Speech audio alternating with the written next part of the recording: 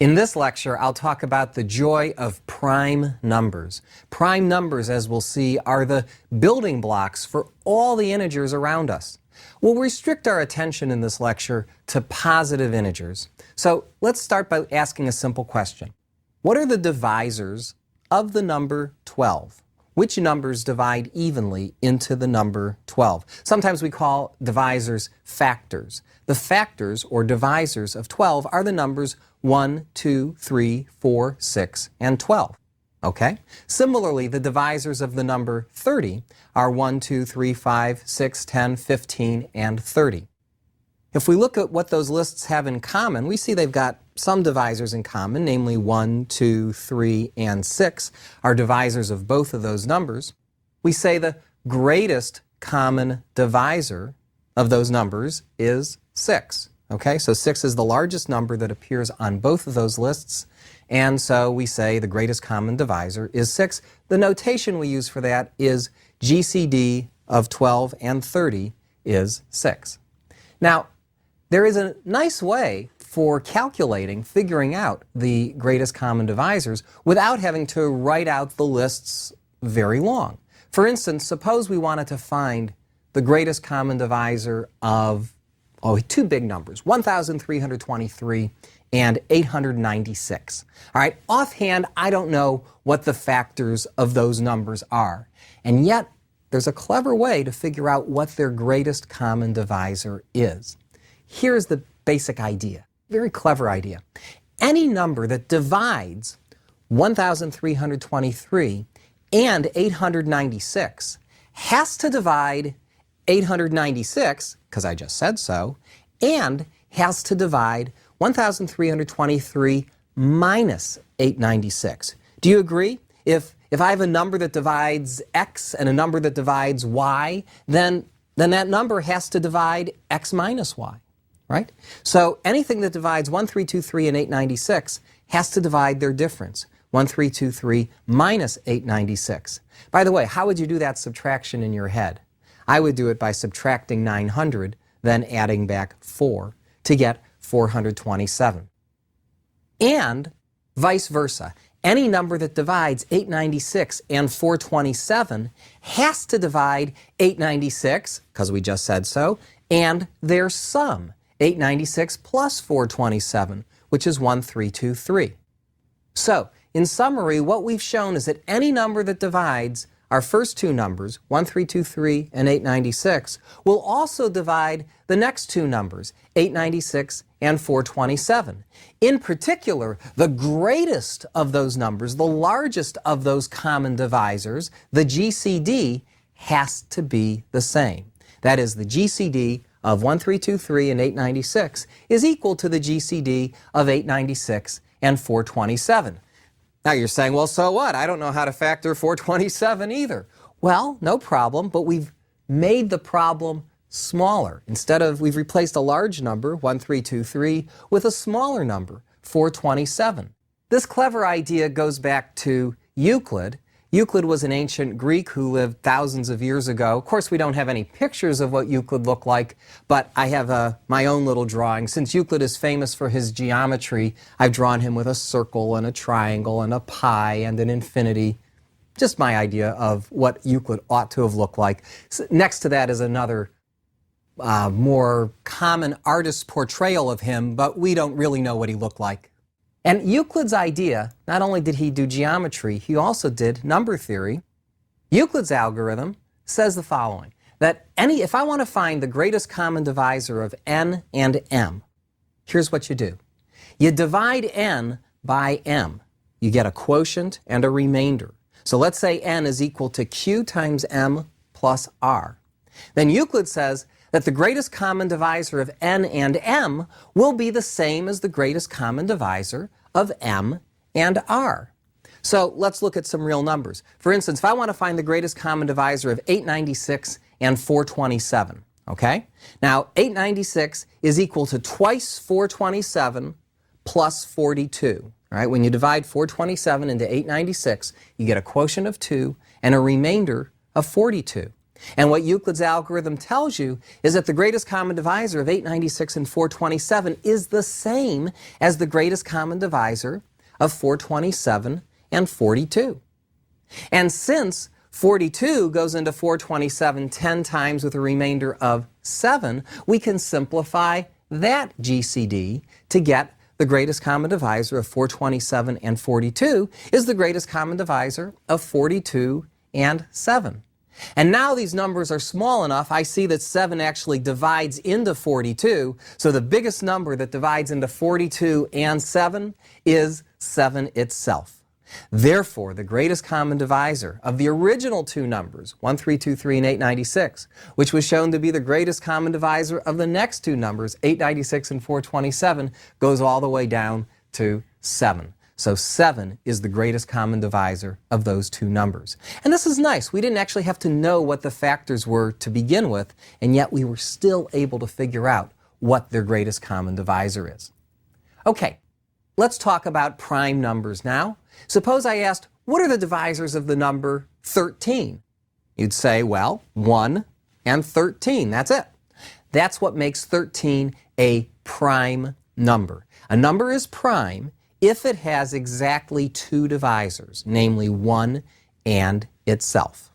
We say that a number is composite if it has 3 or more divisors. Okay, so a number like 30 is 2 times 3 times 5. That's a composite number. Actually, 30 has more than 3 divisors. It has 8 divisors, but we'll see that later. How about the number 1? Is 1 prime, or is the number 1 composite? The answer is neither. 1 is not a prime number. Why? It's not prime because a prime has to have 2 divisors, 1 and itself, and 1 only has 1 divisor, namely 1. So it's not prime, it's not composite. If you insist on giving it a label and calling it something, we'll call that number a unit. Okay, here are the prime numbers all the way up through 101, just so you can get a sense as to what they are. These are, as I said, the building blocks of all of the integers, and that's expressed in what's called the fundamental theorem of arithmetic. So with a name like that, you know it has to be important. Fundamental theorem of arithmetic, sometimes called the unique factorization theorem, says that every number greater than 1 can be written as the product of primes in exactly one way. So let's look at an example. Say 5,600. So if I said factor that number for me, well, you might say, well, 56 is 8 times 7, so 5,600 is 8 times 7 times 10 times 10. That's a factorization, but it's not a prime factorization. Let's break up these numbers until they can't be broken down any further. So 8 can be broken into prime factors 2 times 2 times 2. 7 is prime, we'll leave that as such. 10 is 2 times 5. 10 is 2 times 5. So we have a bunch of 2s, a couple of 5s, and a 7. Altogether, 5,600 is 2 to the 5th times 5 squared times 7 to the 1st. That is its prime factorization. You could throw in other primes there and raise them to 0 power, like 3 to the 0 or 11 to the 0. That wouldn't change it. But still, if you ignore those 0 exponents, this would be its unique prime factorization. How many divisors does 5,600 have? Well, in order for a number to be a divisor of 5,600, the only prime factors that it would be allowed to have would be the numbers 2, 5, and 7, right? If it was a multiple of 3 or a multiple of 11 or something, there's no way it would divide into 5,600. Also, what's the largest power of 2 that would be allowed to be in my divisor? Well, the largest the power of 2 could be would be 5. Because if it was 2 to a higher power, like 2 to the 6th or 7th power, then it wouldn't have any way of dividing into 5,600. In other words, any divisor of 5,600 will have to be of the form 2 to the a times 5 to the b times 7 to the c, where a could be as little as 0 or as big as 5, b could be as little as 0 or as high as 2, C could be as little as 0 or as high as 1. So for example, if we let A equal 3, B equal 1, and C equal 0, then we're going to get the divisor 2 to the third times 5 to the 1 times 7 to the 0. 8 times 5 times 1 is 40, and that would be a divisor. Suppose I chose all zeros. Well, then I'd look at 2 to the 0, 5 to the 0, 7 to the 0, and that's 1 times 1 times 1. That would be the divisor 1.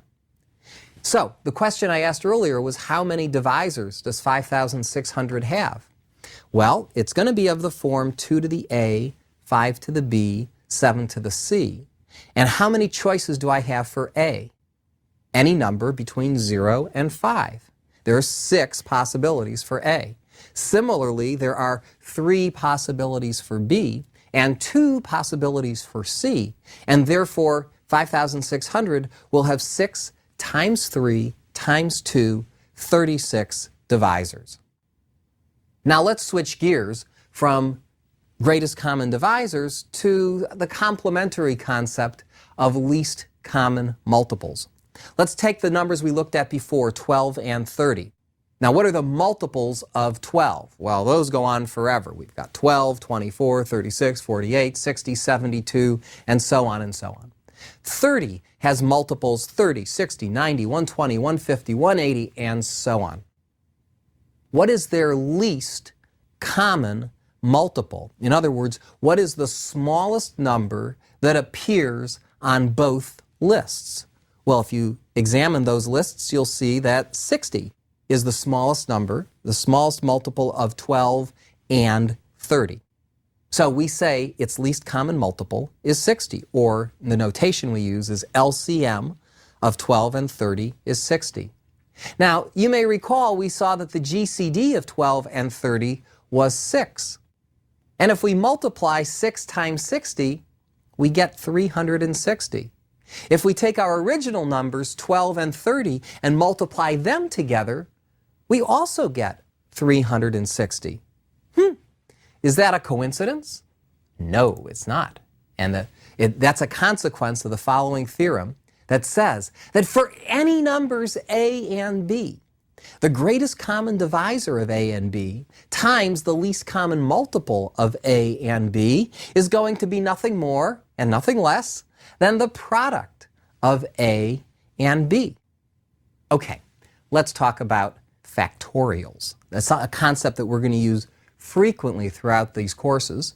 The number n factorial, which is n with an exclamation point after it, is defined to be n times n minus 1 times n minus 2 all the way down to the number 1.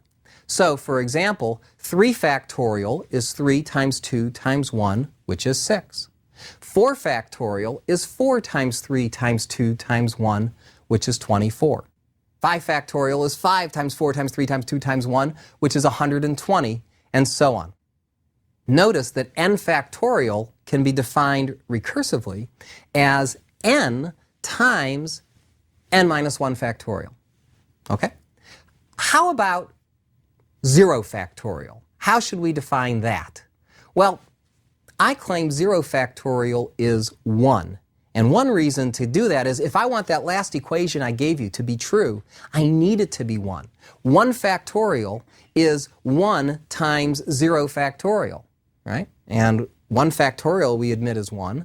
1 times 0 factorial, if I want that to be 1, then 0 factorial has to be defined as 1. And it kind of makes sense that if you're taking the product of nothing, then I claim that should be 1. If you're taking the sum of nothing, that should be 0. You know, you're just sitting there waiting for something to add to it. Whereas if you want the product of nothing, I claim that should be 1. You're just sitting there waiting for something to multiply by it. Okay, 10 factorial, that's a bigger number, is 3,628,800, an enormous number. But that pales in comparison to something like 100 factorial, something huge. How huge, I'll tell you later. We're not ready to answer that just yet, but I can answer this question. How many zeros will be at the end of the number 100 factorial? I can answer that question even though I don't know what the number is or how large the number is, I can tell you how many zeros will be at the end of it. All right, here's how to figure that out. The number 100 factorial is a number, so it has a prime factorization. It could be written in the form 2 to the a times 3 to the b times 5 to the c times 7 to the d. How many zeros are going to be at the end of that number? Well, what creates a zero? And what is it that, how are zeros manufactured? They're manufactured by 2's combining with 5's, right? Every time we have a 2 being multiplied by a 5, that creates a 10, which creates a 0 at the end of your number. So 100 factorial, the only things that matter in terms of creating zeros are going to be the power of 2 and the power of 5. And whichever of those numbers is smaller, A or C, that's going to be the number of zeros, because those 2 and 5's will pair up to create zeros.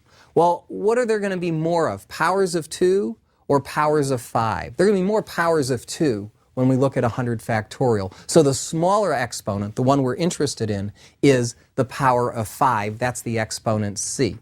So the number of zeros at the end of 100 factorial is just going to be this exponent c. Now, how do we figure out the number of 5's in the factorization of 100 factorial? Well, if we look at all the numbers 1 through 100, we could focus our attention on the multiples of 5. What are those multiples of 5? We've got 5, 10, 15, 20, 25, 30. How many multiples of 5 up through 100? 20 of them. So those are each going to contribute a factor of 5 to the prime factorization. Are we done? Almost, but not quite. There's one thing we forgot. Some of those multiples of 5 have more than one factor of 5 in it, namely 25, 50, 75, and 100. Those are each going to contribute an extra factor of 5. So the total number, the total contribution to 5's to 100 factorial is going to be 20 plus 4, which is 24. Let's see if you understand this. Let's try 200 factorial. Okay, 200 factorial. How many multiples of 5 are there going to be? 40 of them. Okay, each of them contributes a 5 to the 100 factorial. Okay, but some of them contribute an extra factor of 5, namely all those multiples of 25. How many multiples of 25 are there up through 200? There are 8 of them. Are we done? Almost. There's one more number. There's one holdout, 125, which is 5 cubed, 5 times 5 times 5, which contributes even one more factor of 5. So the total number of zeros at the end of 200 factorial will be 49. If we get back to that 100 factorial number, we see there it is, an enormous number, 9.3 times 10 to the 157th. And if you don't trust me, you can actually count the number of zeros at the end of that, and we see we have exactly 24 of them as promised. Let's take a look at the prime numbers one more time. Here they are. Here are the prime numbers up through 101. And if you count them, you'll see we have exactly 25 primes that are under 100. Here's another list for you. Between 1 and 100, there are 25 primes. Between 101 and 200, there are 21 primes. Between 201 and 300, there are 16 primes. Those numbers seem to be going down. But 301 to 400 still has 16 primes. 401 to 500 has 17 primes. 501 to 600 has 14 primes. The upshot is, as numbers get bigger and bigger, it becomes a lot harder to be a prime number, right? The primes become a little bit more scarce because there's more numbers beneath them that could possibly divide them. You might even wonder, maybe the primes die out completely at some point. Maybe there's a point after which every number is composite. It seems possible, and yet we can prove that the number of primes, in fact, is infinite. That there are infinitely many primes. This proof goes all the way back to Euclid, and it's as beautiful today as it was then. Here's how the proof goes. Suppose there were not infinitely many primes. suppose not. Then there would only be a finite number of primes. And that would mean that there would have to be out there some prime number that was bigger than all of the other prime numbers. Let's call that number P, big P, for the big prime, okay? And that would mean that every number out there would be divisible by either 2 or 3 or 5 or P, okay? I mean, just every number would be divisible by some number between 2 and P. Now I want you to look at the number P factorial. You thought P was big. Imagine how big P factorial is going to be. Well, P factorial is going to be divisible by 2 and 3 and 4 and 5 and 6 and 7 and everything up through P, right? Because it's equal to the product of all those things. All right, that's not going to give me my contradiction. Now look at the number P factorial plus 1. Can 2 divide into P factorial plus 1? No, because 2 goes into P factorial. So if 2 goes into P factorial, it won't be able to divide into P factorial plus 1. It'll divide into P factorial plus 2 and P factorial plus 4, but it'll skip over P factorial plus 1. How about 3? 3 goes into P factorial, so it can't divide P factorial plus 1. In fact, all the numbers between 2 and P will divide P factorial, and therefore none of them will divide P factorial plus 1. And that is a contradiction, because it was supposed to be the case that all numbers were divisible by something between 2 and P. Here, let me illustrate that argument a little bit better. Let's just suppose you thought that 5 was the biggest prime, okay?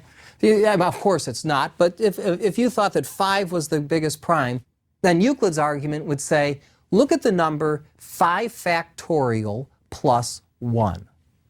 Okay, 5 factorial plus 1. We know that that will not be divisible by 2, 3, 4, or 5, and therefore 5 could not have been the biggest prime. Does that mean that 5 factorial plus 1 is prime?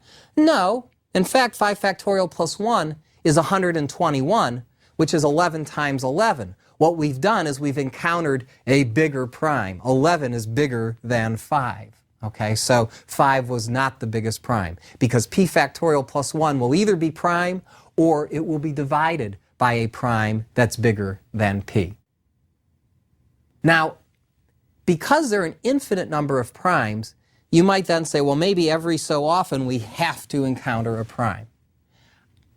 Is it possible that we can find 99 consecutive composite numbers? I claim the answer is yes. I'm going to show you how to create, on the spot, 99 consecutive composite numbers. Not only that, the same argument will show that we can come up with 1,000,000 consecutive composite numbers. Here's how the argument goes. I'm going to just give them to you right now. Look at the number 100 factorial plus 2, 100 factorial plus 3, all the way up to 100 factorial plus 100. First of all, how many numbers have I just shown you there? 99 of them, right? Everything from 100 factorial plus 2 up to 100 factorial plus 100, those are 99 consecutive numbers. I claim they're all composite. Why? Well, let's look at the number. We know that 100 factorial is divisible by 2, 3, 4, 5, all the way up to 100, right? So that means 100 factorial plus 2 will be divisible by 2. Right? Because 2 goes into 100 factorial, so it'll go into 100 factorial plus 2. And 3 divides into 100 factorial, so it will go into 100 factorial plus 3. And etc. 100 goes into 100 factorial, so it will divide into 100 factorial plus 100. Therefore, all of those numbers are composite, because the first one's divisible by 2, the second one's divisible by 3, the last one's divisible by 100. They are all composite. Replacing the number 100 with 1,000,000 will give us 1,000,000, or rather 999,999 consecutive composite numbers as well. There are a lot of questions. People are constantly asking questions about prime numbers, and here's one of them. What is the largest known prime number? Even though there are infinitely many primes, what's the biggest one we can find? The biggest one that's been found so far, discovered in 2006, is 2 raised to an enormous power, what, 32,582,657 minus 1. So when you take 2 to that enormous power minus 1, you get a prime number that's over 9 million digits long. In fact, that prime number was discovered by a mathematician, co-discovered by a mathematician named Curtis Cooper, who's the editor of the Fibonacci Quarterly, and you'll hear more about Fibonacci numbers later. Here's some other nice questions about prime numbers. A perfect number is a number that's equal to the sum of all of its proper divisors. For example, the number 6 has proper divisors 1, 2, and 3. If you add up all the numbers, 1 plus 2 plus 3, you get 6. Hey, that's what makes it perfect. Let's do another example. 28 is the next perfect number. Its proper divisors are 1, 2, 4, 7, and 14. By the way, proper divisors are all the divisors except for the number itself, so we don't put 28 on the list. When you add those numbers together, 1, 2, 4, 7, and 14, you get 28 again. That's perfect too. The next few perfect numbers are 496 and 8,128. Those numbers may not look very interesting to you, but now look at their factorizations. Okay? 6 is equal to 2 times 3. 28 is 4 times 7. 496 is 16 times 31. 8128 is 64 times 127. The first number I'm giving is a power of 2, right? 2, 4, 16, and 64. The second number I'm giving you, 2 things to notice about it. It's almost twice the power of 2. It's 1 less than twice the original number, and those numbers are also prime. In fact, the great mathematician Leonhard Euler showed that if p is a prime number, and if 2 to the p minus 1 is a prime number, then the number that you get when you take 2 to the p minus 1 times 2 to the p minus 1 is always going to be perfect. Every even number has that form that Euler showed us. Every even perfect number looks like 2 to the p minus 1 times 2 to the p minus 1. You may ask, well, that's true for all the even perfect numbers. What about the odd perfect numbers? Are there any odd perfect numbers? The answer to that is nobody knows. Nobody knows if there are any odd perfect numbers. If you discover that, you will be famous. Here are a couple of other unsolved questions pertaining to prime numbers. We say that twin primes are 2 prime numbers that differ by 2. So like 3 and 5 are twin primes. 5 and 7 are twin primes. 101 and 103 are twin primes. They're both prime numbers that differ by 2. We have found twin primes with over 50,000 digits. And yet, even though we know that there are an infinite number of prime numbers, nobody knows if there are an infinite number of twin primes. I'll end with one last unsolved problem. Goldbach's conjecture. Goldbach said that every even number greater than 2 is the sum of 2 primes. Here, let's look at some examples. 6 is 3 plus 3. 8 is 5 plus 3. 10 is 7 plus 3. 12, well, 12 is 9 plus 3, but 9 and 3 aren't prime. 12 is 7 plus 5. 1,000 is 997 plus 3. This problem has been verified up through the zillions, okay, that these numbers, every even number that we've looked at is the sum of 2 primes. But we don't have a proof that it's going to be true for all even numbers. It has been proved, by the way, that every even number is the sum of, at most, 300,000 primes. But that's a far cry from 2.